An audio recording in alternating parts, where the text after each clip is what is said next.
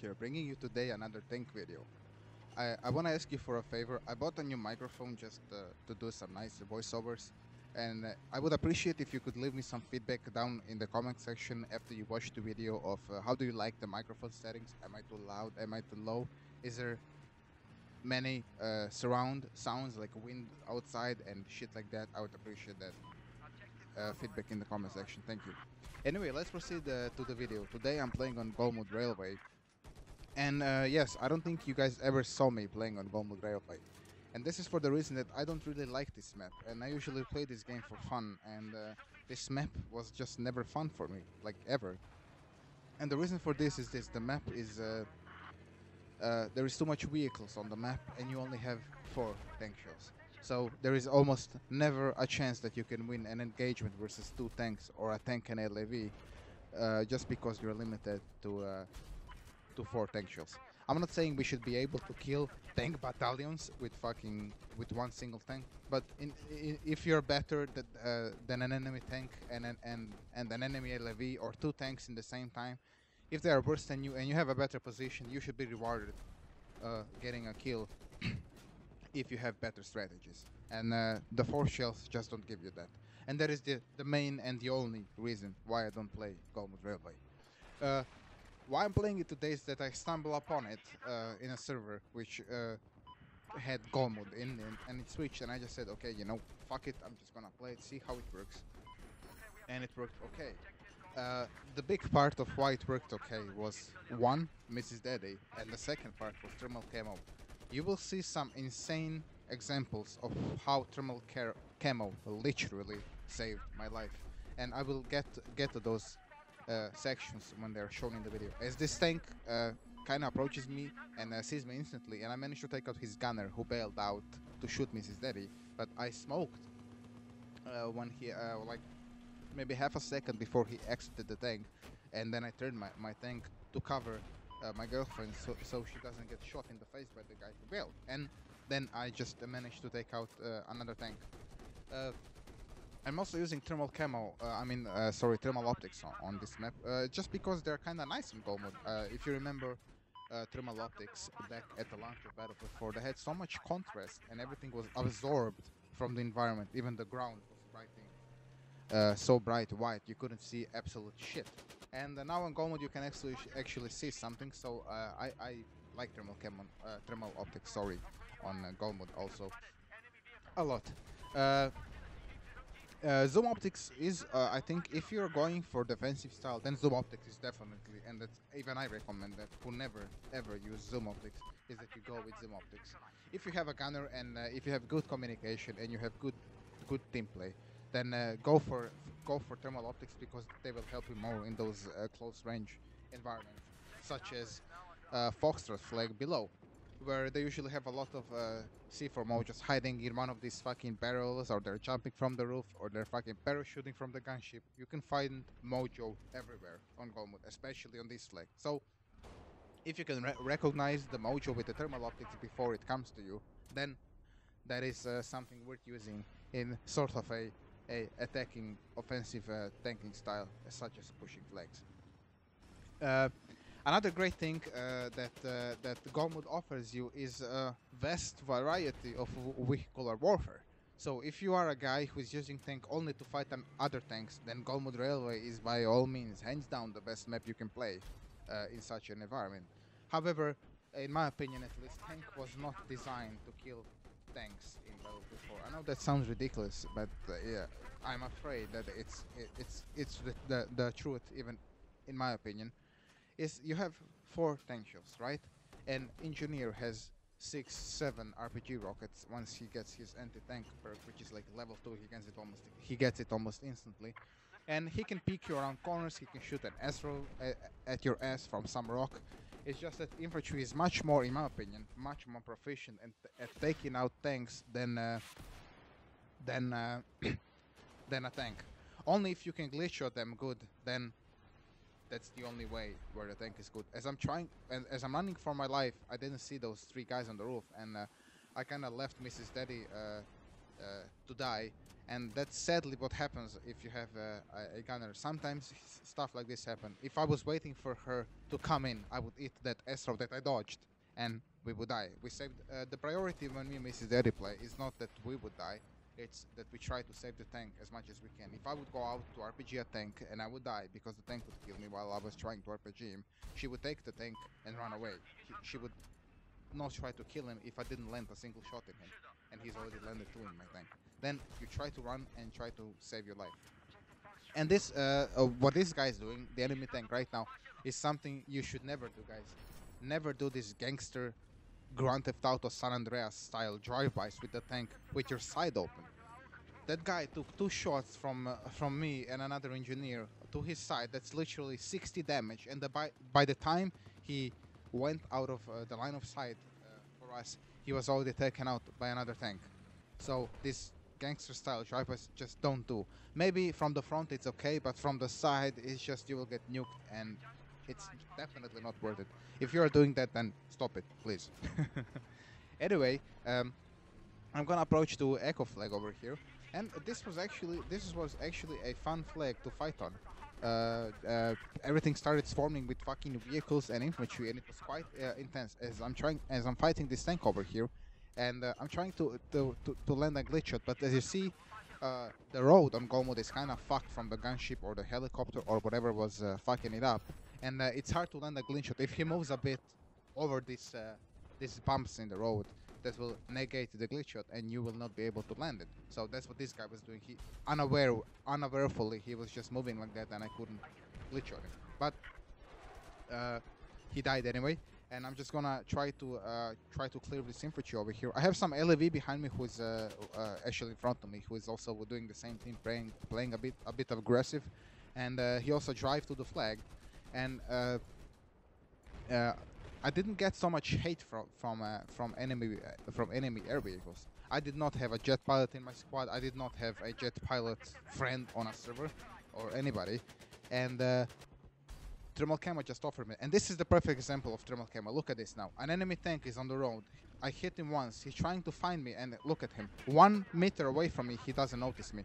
His gunner does because he was looking right at me, but it is too late. He dies. Another example coming right after this one. A chopper comes, and this is the only hate I was getting from the air. This one chopper, one run he did on me like this, and then I actually managed to kill him. So that's it from the air hate I was getting. So here's the situation. An enemy tank approaches, and there's another tank behind him who doesn't see me because of the thermal camo. And I'm fighting this tank who is also doing the drive-by San Andreas style, and he just got shot in the ass from another tank because he's doing that. As I turn to the left, the enemy tank, who is still on the same spot, has no idea where I am. Look at this. I managed to even land a glitch shot on him, and then he will just bail from the vehicle to his imminent death. That is, guys, the power, mighty power of thermal camo, which saved me so many times. And not only here, on every map I play, I feel how I'm not getting any hate from enemy engineers like I was getting hate when I was using anything else other than thermal camo. If you still are not convinced of the strength of thermal camo, give it a try on Golmud, and I can guarantee you that you will get less hate from everything. And that's the specialty of something that doesn't sound appealing from the start. For example, if you would compare thermal camo to reactive armor, everybody else would go to reactive armor because it's just already easy and so to say rewarding from the start. It blocks mobility hits for you from the side, so that's already rewarding from the start. Something like thermal camo is not rewarding from the start, so it's something nobody uses. But if you understand what does it do, and then if you see, for example, my videos where I show you how good thermal camo works for me, that is something, a gadget that is not so rewarding from the start, but once you realize the strengths of it and you use them to your advantage, you get much more rewarded by thermal camo than you would ever get rewarded by reactive armor. So that is the mindset you have to have in Battlefield 4. If something is not rewarding from the start, that doesn't mean it's shit. That means that it takes a bit time, and usually something that takes a bit more time is in the end much more rewarding than something that's easy to use from the start and has really low reward. Perfect example is something like HMG versus the canister shell. Canister shell is mostly one-shot kill up to like I think 30 meters. And if you watch my tank commentary where I do play with canister shell, I talked about the bingo random factor the canister shell has in it, and it can also fuck you up. So in any way, it's easy to use from the get-go, offering you that one-shot kill in most cases, and that's it. So you have something that's easy to use from the start, and it's sort of rewarding. Now take a look at HMG, which takes finesse, and even for me sometimes I have trouble aiming good with HMG. Mostly I can do it, sometimes I can't if I had a bad day. If I didn't, HMG is about as 10 times more rewarding than something easy to use from the start like the canister shell. And these are just vehicle upgrades. Where is everything else? Weapons for infantry, other tank upgrades, LV upgrades, chopper upgrades, jet upgrades. Everything that is not easy to use from the start always has some rewarding factor in it. And HMG is also another good example of it, where you need to learn how to lead your target properly. You need to learn the gravital drop. You need to know how to two-shot burst it, and then you will just be a fucking headshot machine, a massive suppressing thing, dealing a lot of suppression to the infantry, which will make you miss RPGs. It's great for taking out multiple targets, especially with headshot. The damage it deals is fucking insane. It's basically a mounted A94 from Battlefield 3, which deals 50 damage per shot on close combat, which means one shot kill to the head on close range, and on medium range you deal like 38 minimum damage. That means 38 plus the double multiplier into the head is like 70. I don't know, I'm really bad in math. I'm joking. It's like 70 something damage, and then that's already like 2-shot kill. So I would highly recommend that if you're still also not using HMG, that you also give it a try, because that 76 damage dealing headshot on range is quite fucking insane. So also give a try on that if you still haven't. 76 damage to the head plus one more body shot and you take out your range target. That is something canister will never offer you, ever. Just because it's already easy from the start, and it will never be as rewarding as something that's not easy to use. Another example of this is, for example, the LAV APFSD F shell, which is basically the saber shell for the LAV. The thing about that is that it's also not rewarding from the start. It's definitely not. It's probably one of the hardest shells to use when compared to the normal 25 millimeter shell and the canister shell for the LAV. But APFSD-F shell offers you something else. 80 damage on any range as a body shot to an infantry guy, which is literally kill assist counts as skill just by one shot to the body. So basically you can two-shot him with an LAV to the body, granted that you know how to aim with it and that you know the drop. So also another perfect example of something that's not rewarding from the start. Once you kind of master it, it's much more rewarded than something retarded like the 25 millimeter shell, which takes actually more shells to the body to kill an infantry guy than the APFSD shell.